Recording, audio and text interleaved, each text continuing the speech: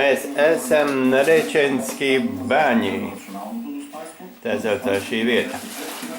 Un te ir bungalo. Šāds ir bungalo. Bungalo tas nozīmē divas gultas, skapīts ar televizoru, duškabīne vai tualete. Kas tāds īsti ir? Nē, ir duša, redz, kur augšā duša. Izskat pulguru un viss ūdens. Pilnīgi. Te ir jāuzmanās, dzīvo visādi daudzām kājām esoši pruseki vai kaut kādi kukaiņi. Ārā ļoti smuki, varbūt. Kalni vismaz apkārt un šņāc upe, ja var nojaust. Ir pat baseins. Mums tas pie viena nakti maksāja 30 levas vai kā viņi tur, tā viņa naudas saucās. Levas, jā. Nu, tā.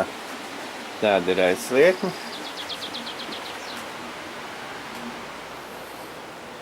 Te mēs nolikām mašīnu pie pašām durvīm.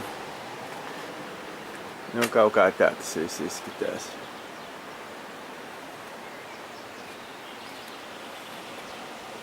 Tagad ir 8 no rīta un mēs brauksim tālāk uz Grieķiju.